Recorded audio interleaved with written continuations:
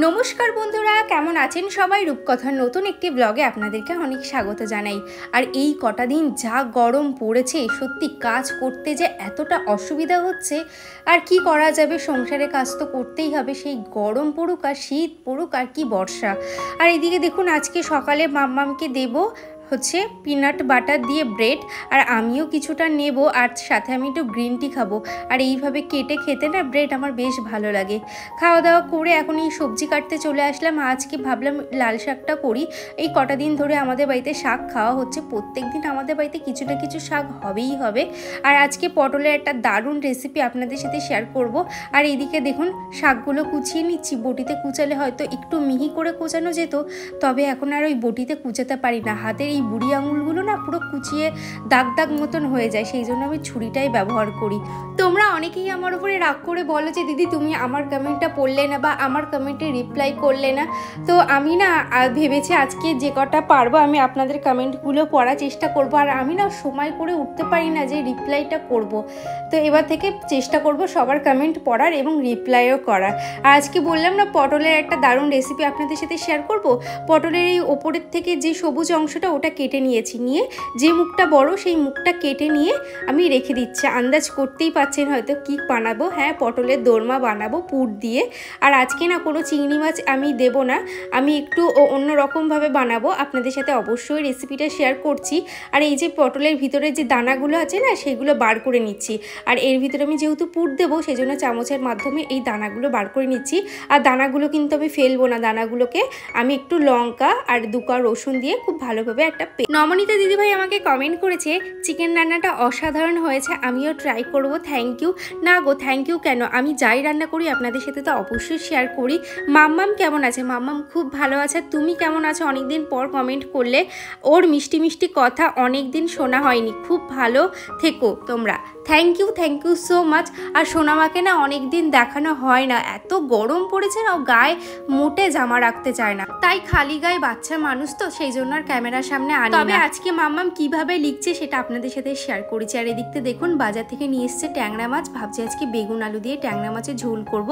আর আজকে আমি ব্রেকফাস্ট করে নিলাম মুসলি আর দুধ, এটাই আমার সকালে হয়ে যাবে। আর এদিকে একটু আলু সিদ্ধ দিলাম, কেন দিলাম পরে জানাচ্ছি। রান্নার সমস্ত জোগাড় আমার কমপ্লিট হয়ে গেছে। আর মাম্মাম এখানে পড়তে বসেছে। আর ওকে না আমি ABCD এগুলো লিখে দেই, ও বুলায়। তো আর এদিকে দেখুন, ওর পাপা একটু চোখ মোটা মোটা করেছে, আর নিমেষের মধ্যেই মুখটা কেমন অন্ধকার মতন হয়ে গেছে। তো এগুলো না আমার দেখতে ব্যাপক লাগে যখন আমি এডিটিং করি।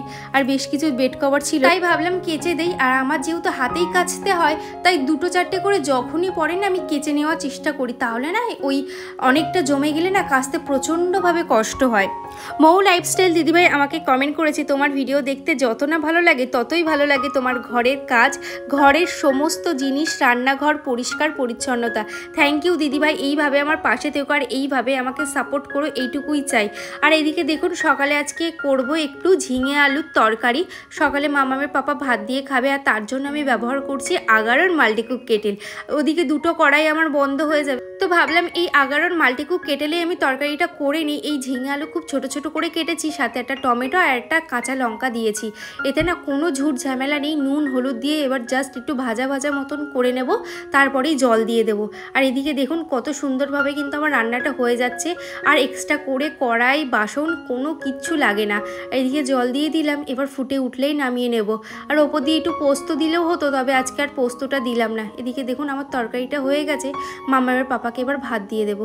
আপনারা যদি আগারোর এই মাল্টিকুক কেটেলটি পারচেস করতে চান, লিঙ্ক আমার ডেসক্রিপশানে দেওয়া আছে, একবার চেক করে নেবেন। আর এদিকে দেখুন মাছে লবণ হলুদ মাখিয়ে নিলাম, নিয়ে এখন এটা মাছটাকে ভাজা বসিয়ে দেব। নিপাস ডেলি ব্লগ দিদিভাই আমাকে কমেন্ট করেছে খুব সুন্দর হয়েছে ভিডিওটি বোন। থ্যাংক ইউ দিদিভাই, এইভাবে আমার পাশে থেকো। সুপ্রিয়া রয় দিদিভাই আমাকে কমেন্ট করেছে তোমার সব কাজকর্ম দেখতে খুব ভালো লাগে, আমার খুব ভালো লাগে, বাংলাদেশ থেকে। থ্যাংক ইউ সো মাচ দিদিভাই, এইভাবে আমার পাশে থেকো। রুনা সাহা দিদিভাই আমাকে কমেন্ট করেছে তোমার কাজগুলো খুব ভালো লাগে রূপকথা। থ্যাংক ইউ দিদিভাই, আর সাপোর্ট করো, পাশে থেকো, আর এইভাবে আমাকে একটু একটু করে কমেন্টের মাধ্যমে আমাকে মোটিভেট করো, আর কিচ্ছু চাই না। সুপর্ণা দিদিভাই আমাকে কমেন্ট করেছে, খুব ভালো লাগলো ভিডিওটি দিদিভাই, পাশে থেকো। অবশ্যই থাকবো, আমি না মাঝে মধ্যে আপনাদের ভিডিও দেখি, আমার খুব ভালো লাগে যে দিদিভাইরা কিভাবে কাজ করছে, যারা আমাকে প্রতিনিয়ত কমেন্ট করে তারা কিভাবে সংসারের কাজগুলো করছে সেগুলো দেখতেও আমার খুব ভালো লাগে। পিঙ্কি দিদিভাই আমাকে কমেন্ট করেছে, খুব সুন্দর ভিডিওটি আপনার, খুব ভালো লাগলো। থ্যাংক ইউ দিদিভাই, এইভাবে আমার পাশে থেকো। জয়শ্রী দিদিভাই আমাকে কমেন্ট করেছে, খুব ভালো লাগলো। থ্যাংক ইউ দিদিভাই, তুমি তো আমাকে প্রত্যেকবার কমেন্ট করো, আমার খুব ভালো লাগে। আর এইভাবে আমার পাশে থেকো, আর এই গরমে সবাই সুস্থ থেকো, ভালো থেকো, বেশি বেশি করে জল খেও, নিজেদের খেয়াল রেখো। তবে গরমটা কিন্তু আরও বাড়বে, তো এটা মানে ভেবেই আমার যেন কষ্ট হচ্ছে যে গরমটা বাড়বে। আমি না একদমই গরম সহ্য করতে পারি না, আমার শীতকাল এবং বর্ষাকাল খুবই ভালো লাগে। আপনাদের সাথে কথা বলতে বলতে এদিকে আমার মাছের ঝোলটাও হয়ে গেছে, এবার মাছটা দিয়ে ফুটিয়ে নামিয়ে নেব। শোভনা দিদিভাই আমাকে কমেন্ট করেছে, আমাদের বাড়ি এসো একদিন, অবশ্যই যাব। আর তোমরা যদি বসিরহাটে থাকো অবশ্যই আমার বাড়িতে এসে একদিন ঘুরে যেও। আর তোমরা অনেকেই জানতে চেয়েছো আগের দিন শর্টসে আমি যে ব্লাউজের দোকানটা দেখিয়েছিলাম ওটা কোথায়। ওটা হচ্ছে তোমার বসিরহাটের মধ্যেই, বসিরহাটে কানন ব্লাউজের দোকানের অপোজ সাইডে। আর এখানে পটলের দোরমার যে পুরটা করবো না সেটাই বানিয়ে নিচ্ছি। ওই যে পটলের যে দানাগুলো ছিল সেটা পেস্ট করেছিলাম, তো সেটাই তেলের ওপরে দিলাম আর সাথে একটু আলু দিয়ে দিলাম, ব্যাস। এটা পুরটা খুব ভালোভাবে আমি নাড়িয়ে নাড়িয়ে যতক্ষণ না তেল ছেড়েছে ততক্ষণ আমি কিন্তু শুকিয়ে নিয়েছি। তারপরে পুরটা ঠান্ডা হলে এই পটলের মধ্যে দিয়ে দিচ্ছি। আচ্ছা, এখানে একটা কথা বলি, তোমরা যখন পটলটা ভাজতে যাবে না, পুরটা হয়তো বেরিয়ে যেতে পারে, তোমরা কিন্তু খুব ভালোভাবে আস্তে আস্তে পটলগুলো ভাজবে, তাহলে কিন্তু পুরটা বার হবে না। এদিকে আমার পটলটাও ভাজা হয়ে গেছে, আর যে গ্রেভিটা হয় পেঁয়াজ আদা রসুন টমেটোর যে গ্রেভিটা হয়, তো সেই গ্রেভিটা করেই কিন্তু আমি পটলগুলো দিয়ে দিলাম। আমার ফোনে এক ফোঁটা চার্জ ছিল না, যে কারণে আপনাদের সাথে পুরো রেসিপিটা আমি শেয়ার করতে পারলাম না, নেক্সট টাইম শেয়ার করব। আর এদিকে দেখুন কিছুটা আম পেস্ট করে নিয়েছি, তার মধ্যে টক দই দিয়ে খুব সুন্দর একটা লস্যি বানিয়ে নিয়েছিলাম। সবাই খুব ভালো বলেছে, আমার না এরকম ধরনের জিনিস বানাতে আমার হেভি লাগে। তো এদিকে দেখুন সবার জন্য এক গ্লাস করে লস্যি। আচ্ছা, তোমরা আমাকে অনেকেই বলেছো যে দিদি তুমি একটা হোম ট্যুর ভিডিও দিও। আমি কিন্তু অলরেডি একটা হোম ট্যুর ভিডিও দিয়েছি, আমার চ্যানেলে আছে। তবে আমি যখন লিভিং রুমটা খুব সুন্দরভাবে সাজাবো তখন আপনাদের সাথে অবশ্যই উপরের ঘরের হোম ট্যুরটা দেবো। তবে নিচের ঘর উপরের ঘর যতটা পেরেছে আমার চ্যানেলে কিন্তু হোম ট্যুর ভিডিওটা আছে। আর এদিকে দেখুন ওই সাইডটাতে রান্নাঘরের জানলার পাশটাতেই জলের এটা রাখতাম, তবে না ওইখানটাতে বাসন থাকতো, তারপর জলের বালতি থাকতো, ওখান থেকে না জল নেওয়াটা খুব অসুবিধা হয়ে যাচ্ছিল। আর এই রকম মানে অসুবিধা বা মানে জলটা নেব তার জন্য দুটো জিনিস সরিয়ে আমাকে জল নিতে হবে, সেই অসুবিধার কাজ মধ্যে আমি নেই। তো সেই জন্য জলের ব্যারেলটা এই সাইডটাতে এনে রাখলাম, যাতে নিশ্চিন্তভাবে যখন ইচ্ছা বোতলে আমি জল ভরতে পারবো।